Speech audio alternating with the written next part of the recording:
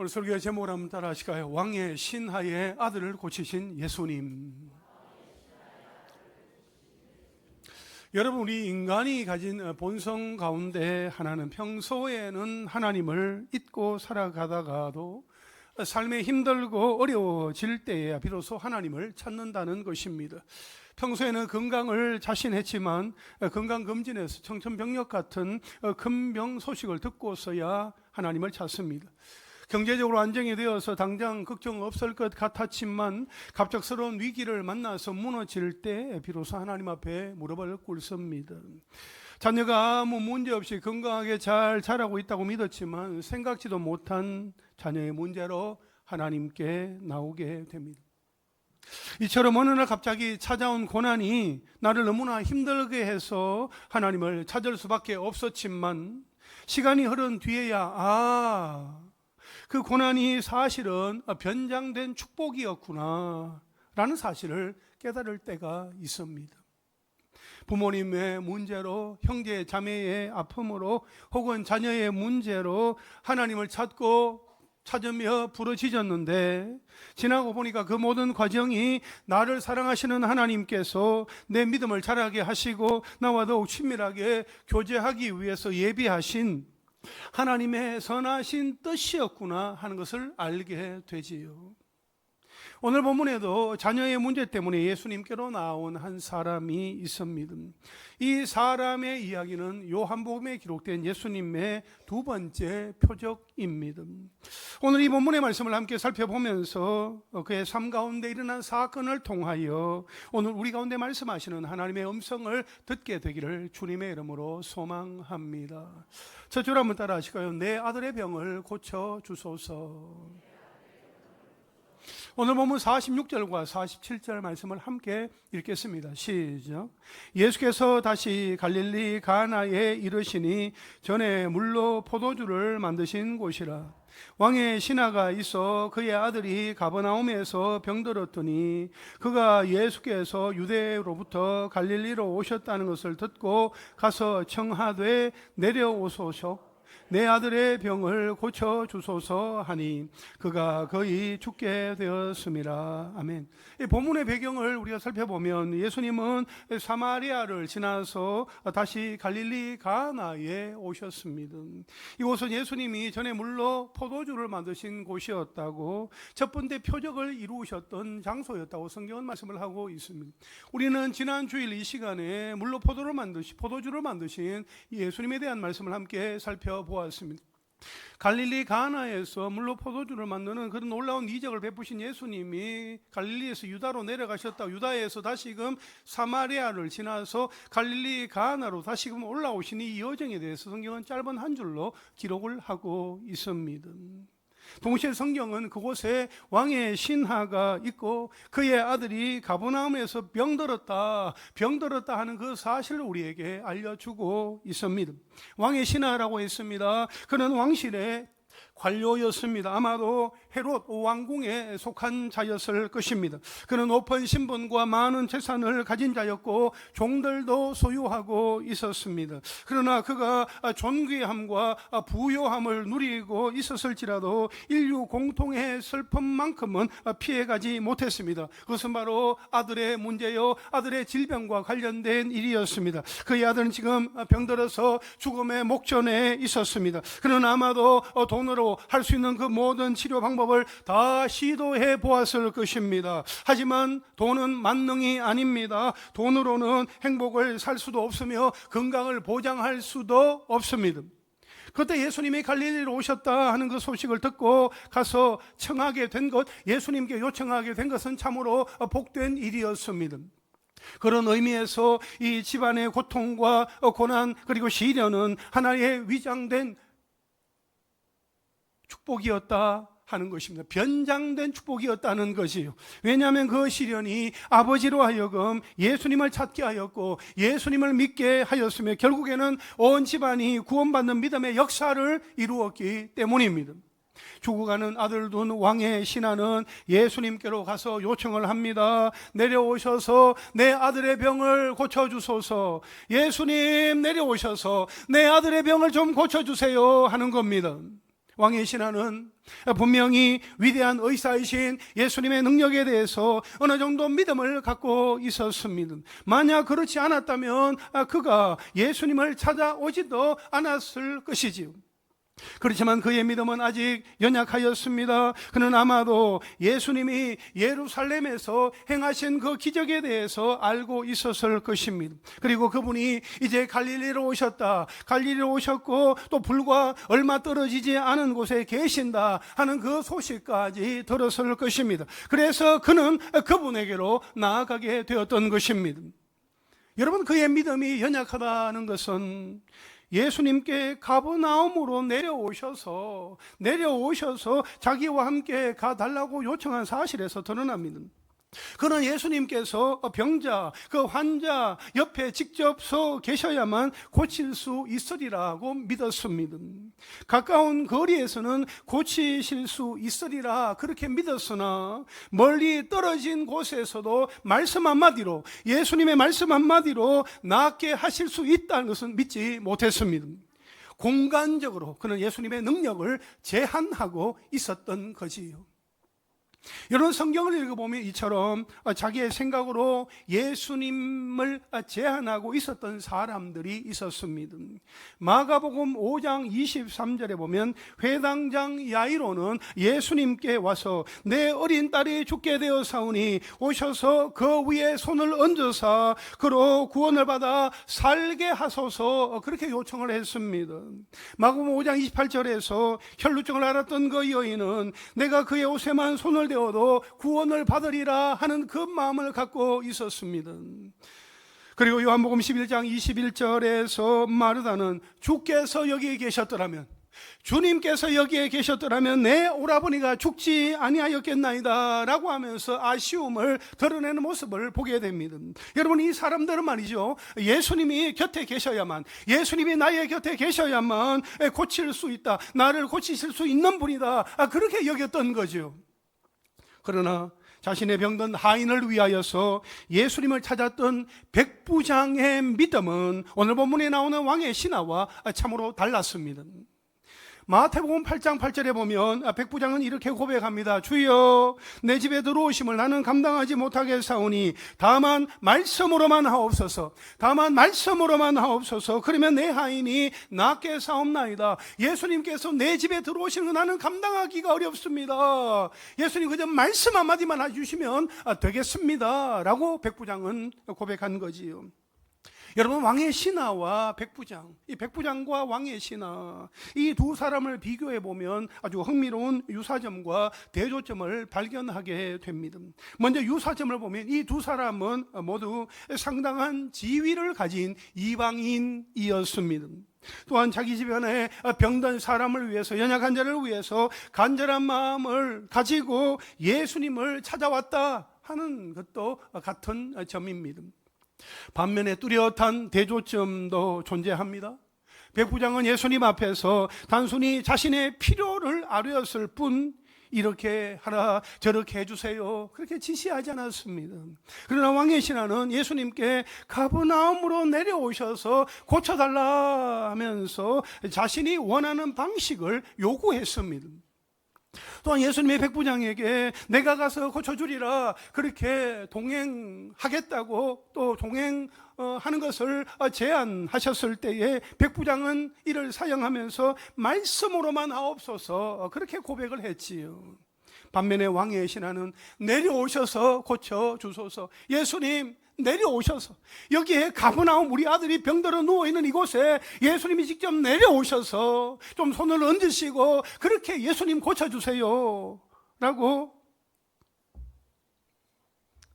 재촉할 때에 예수님은 도리어 좀 책망 섞인 그런 말씀을 하십니다. 48절 말씀을 우리 함께 읽겠습니다. 시작. 예수께서 이르시되 너희는 표적과 기사를 보지 못하면 도무지 믿지 아니하리라. 아멘. 여러분, 예수님께서 하신 이 말씀은 일종의 견책이자 왕의 신하를 향한 꾸짖음이라고 할 수 있습니다. 당시 왕의 신하가 가졌던 믿음은 단지 연약한 수준에 불과했습니다. 예수님께 어떻게 행하셔야 하는지 또 지시하려고 하는 그 모습 속에서 그가 정말 피조물로서의 어떤 본분을 잠시 잊은 것 같습니다. 이때 예수님이 하신 말씀의 본뜻은 이렇습니다. 너는 아이의 문제를 온전히 내 손에 맡기기도 전에 눈앞에 보이는 표적부터 요구하는구나 하는 것이죠. 문제가 있다면 예수님께서 일하시도록 온전히 맡겨야 합니다. 기도해야 합니다. 내 뜻과 내 방법대로 해달라고 끝까지 요구하는 모습은 결코 올바른 믿음의 태도가 아니다 하는 것을 예수님께서 지적하고 계시는 겁니다. 물론 이 지적은 이 아버지 한 사람만을 향한 지적이 아니라 기적이 눈앞에 보여야만, 내 눈앞에 보여야만 겨우 믿으려 했던 그 당시에 갈릴리 사람들의 전반적인 불신앙을 향한 주님의 안타까운 외침이었다라고 말할 수 있겠습니다. 너희는 표적과 기사를 보지 못하면 도무지 믿지 아니하리라 하시니 예수님의 말씀은 오늘 우리 자신의 모습을 돌아보게 합니다. 이것은 대부분 우리가 흔히 또 범하게 되는 잘못 아닙니까? 우리는 하나님께 어떤 것을 요구합니다. 그리고 그것이 우리에게 주어질 것이라는 그 믿음도 갖고 있습니다.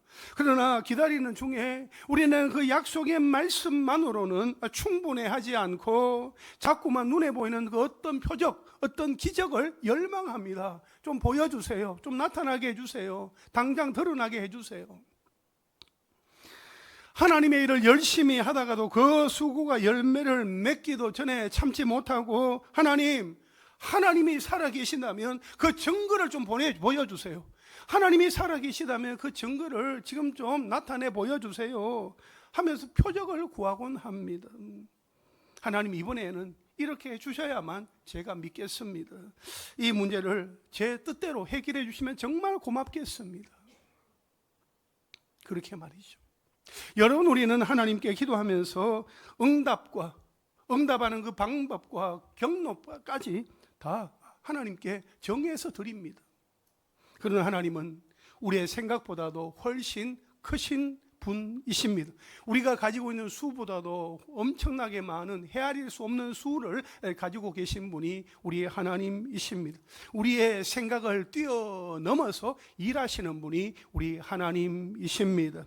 우리는 기적을 구하기 전에 나의 연약함을 먼저 깨닫고 하나님께 부르짖어야 합니다. 하나님, 내가 믿습니다. 나의 믿음 없음을 불쌍히 여기시고 도와주옵소서. 우리는 그렇게 하나님 앞에 기도하며 나아가야 할 것입니다. 하나님은 이사야 55장 11절 말씀을 통해서 분명히 말씀하셨습니다. 우리 함께 읽겠습니다. 시작. 내 입에서 나가는 말도 이와 같이 헛되이 내게로 되돌아오지 아니하고 나의 기뻐하는 뜻을 이루며 내가 보낸 일에 형통함이니라. 아멘. 하나님의 말씀은 결코 헛되이 돌아오지 아니하고 반드시 성취된다라고 단언하셨습니다. 여러분, 이 말씀 한 구절이면 충분하지 않습니까? 왜 자꾸 눈에 보이는 다른 표적을 구하는 것입니까? 하나님이 말씀하시면 그 말씀이 하나님께로 헛되이 그냥 돌아오지 아니하고 그 말씀 그대로 이루어진다는 것을 우리가 믿는다면, 하나님께서 나에게 말씀하여 주시고 그 말씀이 그대로 이루어진다 그러면은 다른 그 어떤 기적이나 표적을 구하지 않아도 되는데 우리는 그것을 구하며 하나님 앞에 나아간다 하는 거죠. 하나님 제발 좀 보여주세요. 하나님 나타나게 해주세요. 그렇게 하나님 앞에 요구할 때가 우리에게 있다 하는 것입니다. 요한일서 5장 14절 말씀은 선포합니다.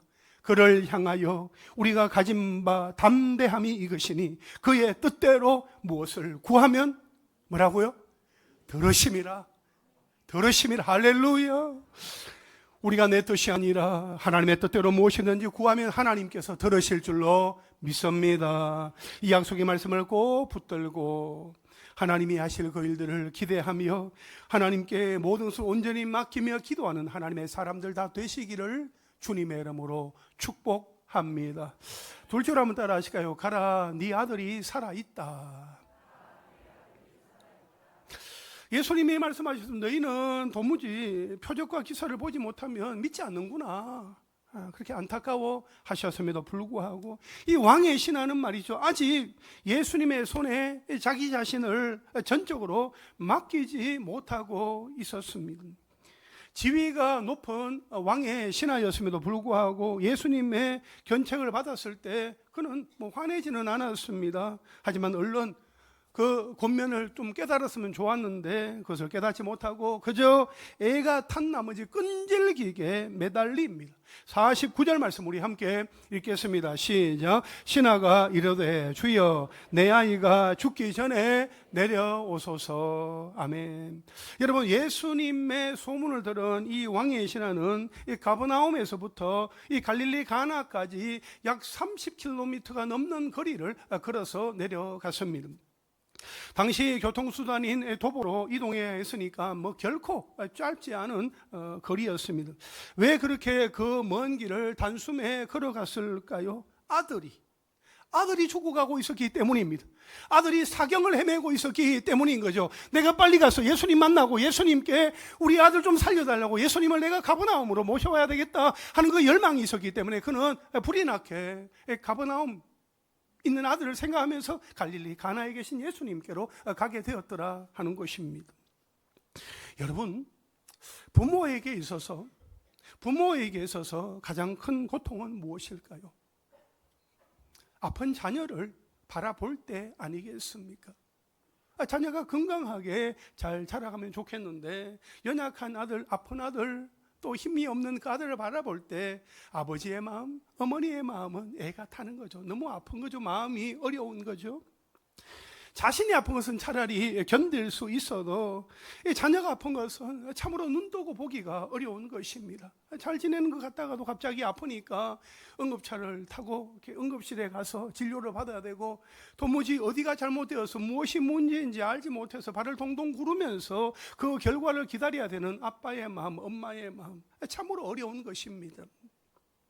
여러분, 왕의 신하는 마지막 남은 유일한 그 희망의 끈을 붙들고 예수님께로 나아왔던 것입니다. 아들을 위하여서 모든 자존심을 다 내려놓고 예수님께로 나온 이 아버지의 모습을 우리는 오늘 보게 됩니다. 만일 부모가 자녀들의 영혼육이 잘 되는 것에 깊은 관심을 갖지 않는다면 그 자녀를 위해서 누가 기도하겠습니까? 자녀들에게 하나님의 말씀을 가르치는 것은 부모의 피할 수 없는 의무이며, 기도로서 자녀들을 하나님께로 인도하는 것은 부모에게 주신 거룩한 특권입니다.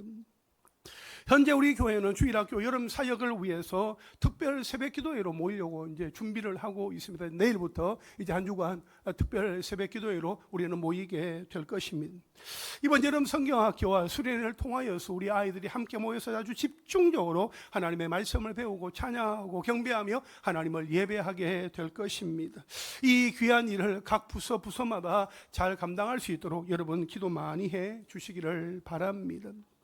여러분, 우리의 기도에 능력이 있습니다. 아멘이십니까? 특별히 부모님의 기도에 능력이 있습니다.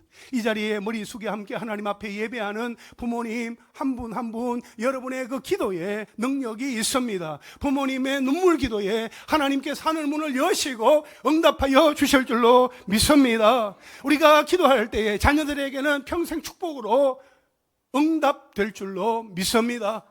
부모의 새벽 기도는 자녀들에게 평생 축복으로 연결되어지는 것입니다. 내가 그것을 생각하면 기도하지 않을 수 없는 거죠. 내가 기도하면 하나님께서 우리 아들, 우리 딸, 우리 손자, 손녀들 하나님께서 지켜주시는구나 하는 그 믿음을 가지고 하나님 앞에 나아갈 수 있게 되기를 원합니다. 여러분, 시대가 참으로 악합니다. 아이들이 위험합니다. 안전한 가운데 놓여지는 그런 보장이 없어요. 언제 어려운 가운데 처하게 될지 알 수 없는 그 순간에 우리가 하나님 앞에 눈물로 기도합니다. 하나님, 우리 아들 지켜주세요. 우리 딸 지켜주세요. 하나님 앞에 기도할 때에 우리 손주들 하나님께서 보호하여 주세요. 그렇게 기도하며 나아갈 때에 하나님께서 그 기도를 들으시고 우리 가운데 놀라운 은혜를 허락하여 주실 줄로 믿습니다. 하나님이 하시면 되는 것입니다. 내가 하려고 할 때에 한계에 부딪힙니다. 하나님, 나는 안 되네요. 어렵네요. 어떻게 할 수가 없네요 라고 생각되어질 때에 낙심하지 아니하고 낭망하지 아니하며 하나님을 찾고 하나님 앞에 부르짖으며 기도할 때에 우리의 기도를 들으시는 하나님께서 놀랍게 역사하여 주신다는 것을 여러분 마음 가운데 새기시기를 바랍니다. 내가 기도할 때 그 기도는 방패가 되는 거죠. 하나님께서 우리 자녀들 지켜주시고 보호하여 주실 때에 가장 귀한 열매가 우리 자녀들에게 도와지게 될 줄로 믿습니다.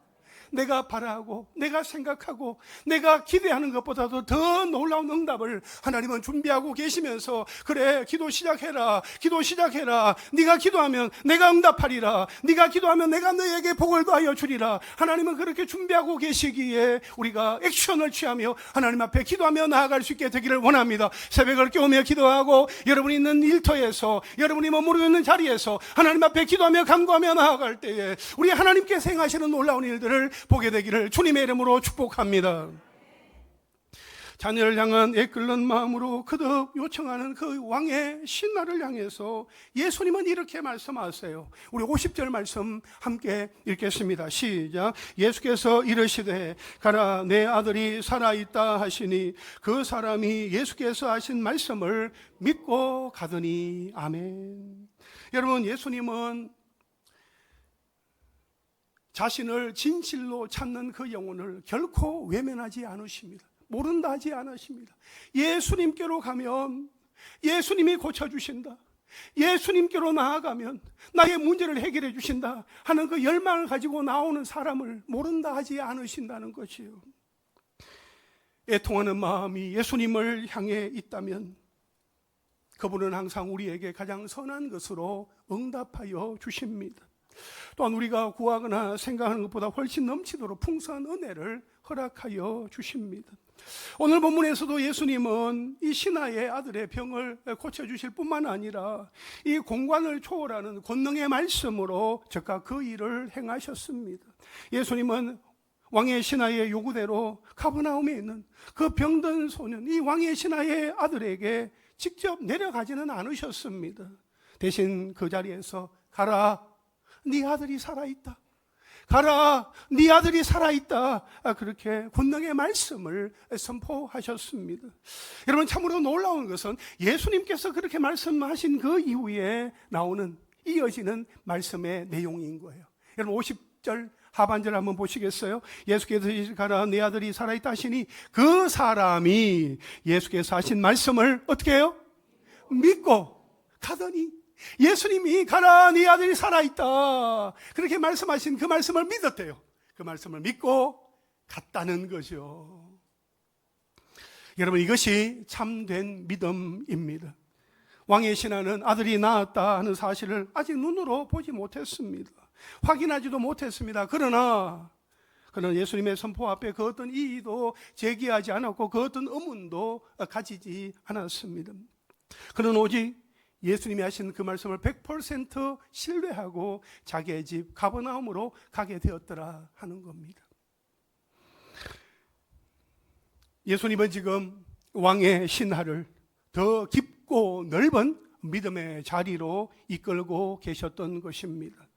눈에 보이는 기적이나 표적을 보고 나서야 믿었던 그러한 수준에서 눈에 보이지 않아도 오직 말씀을 믿는 수준으로 신앙을 성장시켜 주셨다 하는 겁니다. 많은 사람이 결과를 먼저 눈으로 확인하고 나서야 믿으려 합니다. 그러나 성경은 언제나 우리에게 먼저 믿어라 그렇게 가르칩니다. 아브라함도 그랬습니다. 갈 바를 알지 못했지만 약속의 말씀을 따라 떠났습니다. 갈대아 우르를 떠나고 하란을 떠나 가나안 땅을 향하여 떠나갔습니다. 노아도 그랬습니다. 맑은 하늘에 비 한 방울 오지 않았지만 말씀하신 대로 조각목으로 방주를 만들었습니다. 베드로도 그랬습니다. 밤새 고기를 잡지 못한 자신의 경험과 상식과 실패는 내려놓고 오직 말씀에 의지하여 깊은 곳에 그물을 내렸다 하는 것입니다. 믿음은 눈에 보이는 환경을 보는 것이 아니라 말씀하신 분의 그 신실함을 신뢰하는 것입니다. 왕의 신하는 예수님의 말씀을 전적으로 신뢰했습니다. 그리고 그 말씀에 대한 신뢰가 마침내 기적을 경험하게 만든 것이지요. 오늘을 살아가는 우리도 마찬가지입니다. 내 삶의 주변 상황은 여전히 답답하고 변화하지 않았을지라도 우리에게 변치 않는 하나님의 약속의 말씀은 이미 주어졌습니다. 그 말씀이 우리 가운데 계속해서 생각나게 하십니다. 두려워하지 말라, 염려하지 말라, 내가 너와 함께 하리라, 내 은혜가 네게 족하도다.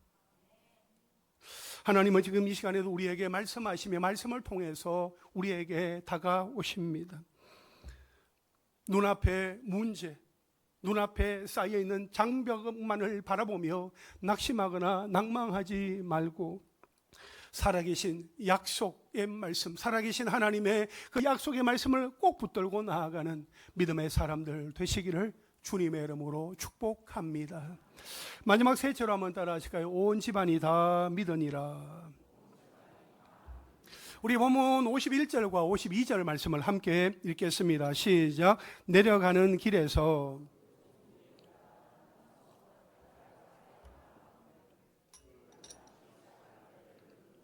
어제 7시에 열기가 떨어졌나이다 하는지라. 아멘. 여러분, 왕의 신하는 지금 예수님의 그 말씀을 듣고 가버나움으로 내려가는 중이었습니다. 그때 길에서 이제 종들을 만나게 됩니다. 종들이 아주 기쁜 얼굴로 말합니다. 주인님, 아들이 살아났습니다. 주인님의 아들이 살아났습니다. 그 병이 다 나았습니다. 아버지는 너무나 기쁜 나머지 그 병이 나기 시작한 때를 물으니까 종들은 어제 7시에 열이 다 떨어졌습니다. 그렇게 답을 합니다. 여러분, 성경에 기록되어 있는 이 7시는 오늘날의 시간으로 말하면 오후 1시를 말합니다. 그런데 우리가 이 본문을 읽어보면서 특히 여기 52절에서 이렇게 어제라는 이 단어가 우리에게 매우 놀라운 사실을 보여줍니다. 여러분, 갈릴리 가나와 가버나움 이 거리는 30km 정도의 거리입니다. 성인이 부지런히 걸으면 한 6시간, 7시간이면 갈 수 있는 거리입니다. 예수님이 왕의 신하에게 네 아들이 살아있다 라고 말씀하신 그 시각은 오후 1시였습니다. 만약 신하가 예수님의 말씀을 듣고 좀 여전히 불안한 나머지 그 아들이 정말 살아났는지 한번 확인하고 싶은 마음에 서둘러서 걸어갔다면 어제 저녁 또는 밤늦게라도 그 집에 도착했어야 정상입니다. 그런데 종들을 만난 시점은 어제가 아니라 오늘입니다. 오늘. 이것이 무엇을 뜻합니까? 예수님의 말씀을 듣고 마음의 완전한 확신과 평안을 얻은 이 왕의 신하가 더 이상 조급해하거나 불안해하지 않고 어젯밤 중간 숙소에서 평안히 잠을 이룬 이후에 그 이튿날인 오늘 아침에 이제 여유 있게 걸어서 갈릴리 가나에서 가버나움으로 걸어가게 되었다 하는 것을 말씀하고 있는 것입니다. 여러분, 한번 상상해 보십시오. 마음에 가득했던 두려움과 염려가 다 사라지고 행복에 겨워서 기뻐하며 집으로 돌아가고 있는 이 아버지의 발걸음이 보여지십니까? 느껴지십니까? 만일 누군가가 길에서 그에게 왜 이렇게 기쁘냐고, 무슨 일로 인해 그렇게 기쁘냐고 그렇게 물었다면 그는 죽음의 문턱에서 살아난 아들 때문이다 라고 그는 대답했을 것입니다. 또한 그 사람이 어떻게 보지도 않고 아들이 낳은 줄 아느냐 그렇게 물으면 아버지는 또한 이렇게 대답했을 것입니다. 네 아들이 살아있다, 네 아들이 살아있다 라고 예수님께서 나에게 말씀해 주셨기 때문이지요. 아니, 예수님의 말씀 그 외에 다른 그 무엇이 필요하겠습니까? 라고 되물었을 것입니다. 사랑하는 성도 여러분, 우리 역시 이처럼 확실한 하나님의 말씀을 믿고 의지한다면 세상이 줄 수 없는 평안과 기쁨이 우리 마음속에 가득하게 될 줄로 믿습니다. 우리가 믿음으로 기도하며 나아갈 때에 우리 속에 있는 모든 염려와 불안, 걱정, 의심은 떠나가고 주님이 주시는 그 평안이 우리 속에 가득하게 될 때에 더욱더 믿음의 눈을 들어 우리 주님을 바라보게 될 줄로 믿습니다. 이런 53절 말씀 우리 함께 읽겠습니다. 시작. 그의 아버지가 예수께서 네 아들이 살아있다 말씀하신 그 때인 줄 알고 자기와 그 온 집안이 다 믿으니라. 아멘. 여러분, 아버지는 확인하게 되었습니다. 예수님이 네 아들이 살아있다 말씀하신 그 오후 1시에 가버나움에 있던 그 아들의 그 열이 씻은 듯이 다 떠나가게 되었다 하는 그 사실을 알게 된 것입니다. 여러분, 예수님의 말씀은 말이죠, 결코 공한 메아리가 아닙니다. 예수님이 말씀하시면 그대로 이루어지게 됩니다. 아멘이십니까? 여러분, 그 결과 어떤 놀라운 역사가 일어났습니까? 53절 하반절에 보니까 자기와 그 온 집안이 다 믿으니라 말씀하고 있습니다. 온 집안이 다 예수님을 믿게 된 것, 이것이 바로 본문이 보여주는 진정한 결론이자 최고의 기적입니다. 아들의 육신의 병이 나은 것은 하나님의 은혜의 시작일 뿐 끝이 아니었습니다. 한 가정이 예수님을 구주와 주님으로 영접하고 구원받은 이 영적인 사건이야말로 진짜 기적이었습니다. 육체의 질병이 고침을 받는 것도 중요하지만 죽었던 영혼이 살아나서 영생을 얻는 것은 비교할 수 없을 만큼 더 중요합니다. 예수님은 단순히 이 한 아이의 육신을 고치기 위해서만 일하신 것이 아니라 그 아이가 속한 그 가정을 구원하시기 위해 일하셨습니다. 하나님은 지금도 우리의 가정이 구원받기를 원하십니다. 그리고 한 사람의 신실한 믿음을 통해서 낙심해 있던 그 가족이 하나님께로 돌아오기를 원하시고 그 한 사람을 그렇게 사용하여 주십니다. 성경을 보면 언제나 한 사람을 통해 가정을 구원하셨습니다. 노아 한 사람의 그 믿음과 순종 때문에 그의 가족이 방주에서 구원을 받았습니다. 고넬료 그 한 사람의 경건과 기도 때문에 그의 온 집안이 성령을 받고 구원을 받았습니다. 빌립보 관수 한 사람의 그 회개 때문에 그의 온 가족이 구원을 받게 되었습니다. 그리고 오늘 본문의 이 왕의 신하 한 사람의 믿음을 통해 그의 온 가족이 구원을 받게 되었습니다. 이처럼 한 사람의 올바른 그 믿음이 가정을 변화시킨다 하는 것입니다. 예수님께 나아가서 간절히 요청하며 기도하는 그 기도의 마지막 결국은 영혼 구원으로 이어진다 하는 것입니다. 여러분, 그것을 꼭 기억하시기를 바랍니다. 내 기도의 마지막, 내 기도의 결론, 내 기도의 최종 응답은 영혼 구원으로 우리에게 오게 될 줄로 믿습니다. 여러분, 지금 가족 구원을 위해서 계속해서 기도하고 계시지요? 눈물로 기도하고 계시지요? 아직 예수님을 알지 못하는 그 배우자가 있습니까? 주님을 떠나 방황하는 자녀가 있습니까?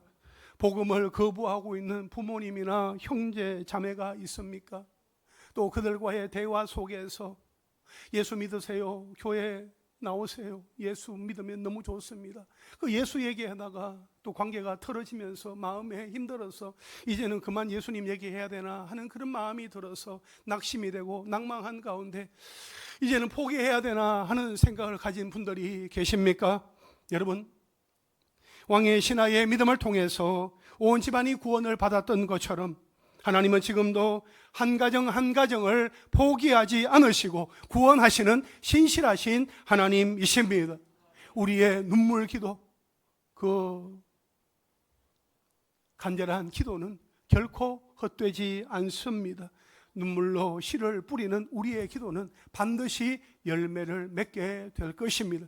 주의 말씀 앞에 순종하며 믿음으로 간구하며 나아가는 자들에게 하나님께서 주시는 놀라운 응답이 임하게 되는 것입니다.